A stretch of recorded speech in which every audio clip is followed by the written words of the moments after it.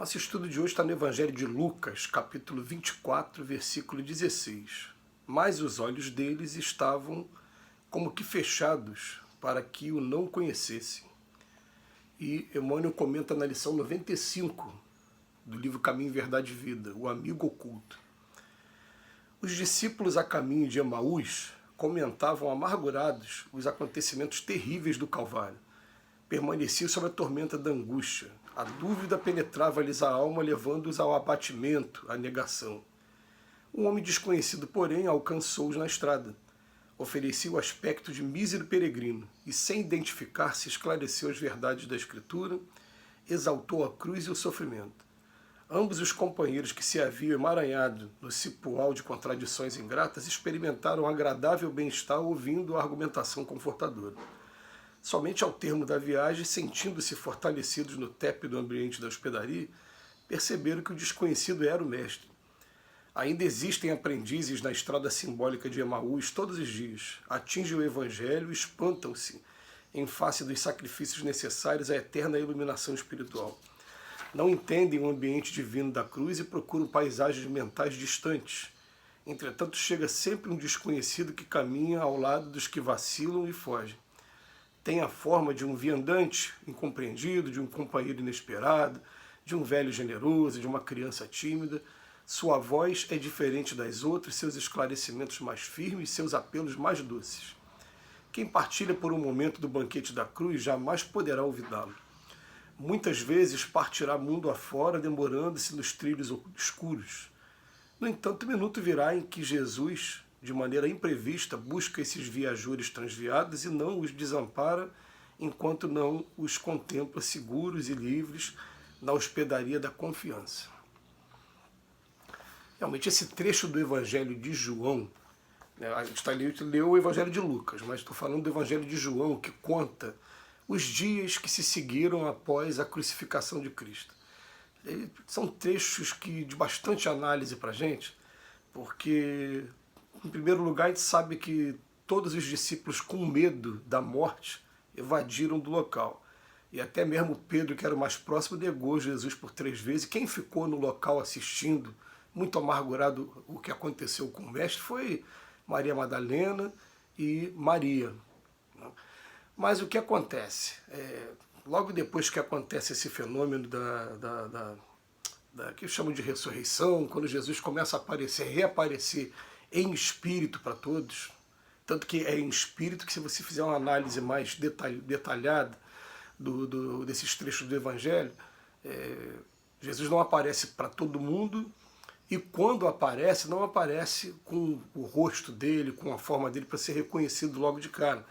Aqui, por exemplo, nesse texto, Emmanuel faz questão de lembrar a gente que ele fala assim, que ele apareceu com o aspecto de um mísero peregrino e que, sem perceber, trouxe um bem-estar para todo mundo e continuou pregando a boa nova e, principalmente, exaltando a cruz e o sofrimento.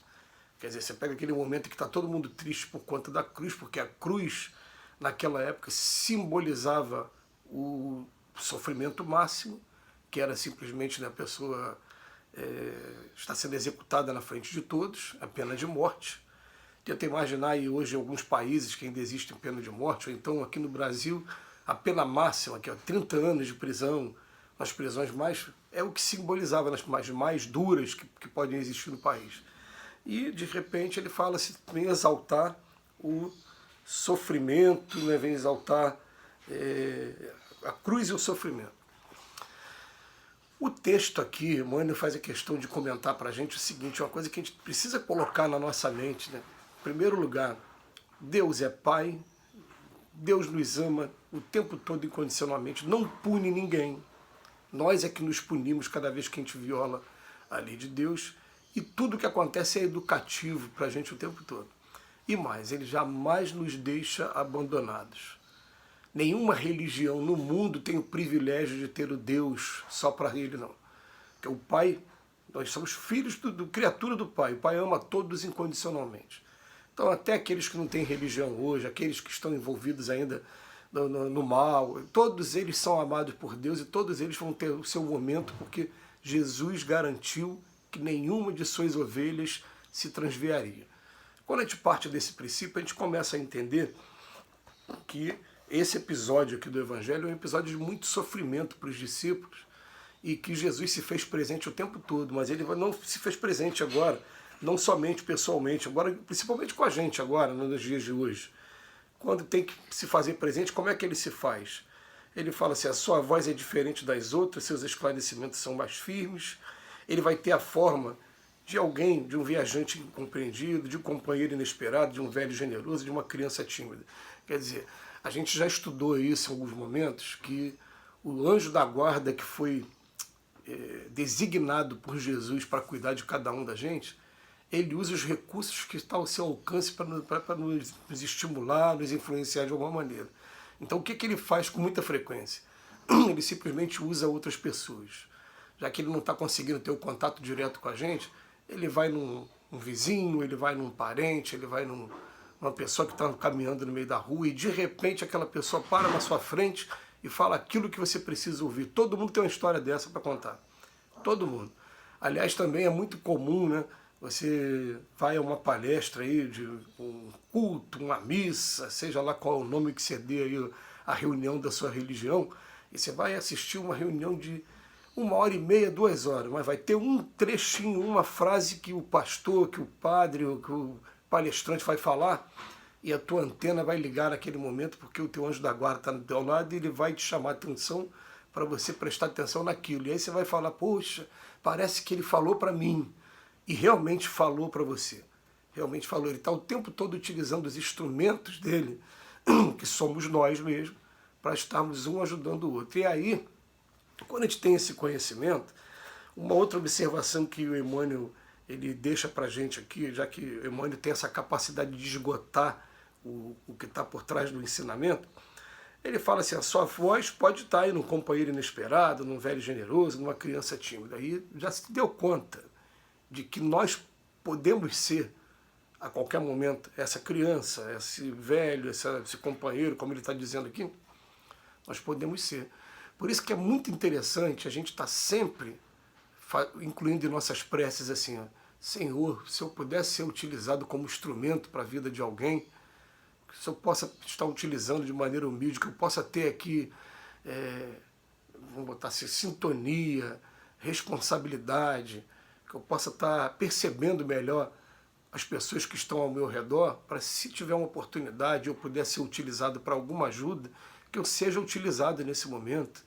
Né? Porque a gente, muitas das vezes, o negócio estava do nosso lado, a gente podia ter feito alguma coisa e a gente não fez, mas quando quando eu falo eles, é anjos da guarda, esses espíritos amigos, quando Jesus consegue encontrar um coração generoso, e um coração que está atento, principalmente, que tem olhos de ver e ouvidos de ouvir, ele vai utilizar a gente, e, gente, a gente vai perceber que para desviar, às vezes, dos maiores desastres da vida humana, basta uma palavra, basta um abraço, basta um sorriso, basta um momento de você fechar a boca e deixar a pessoa falar, desabafar com você.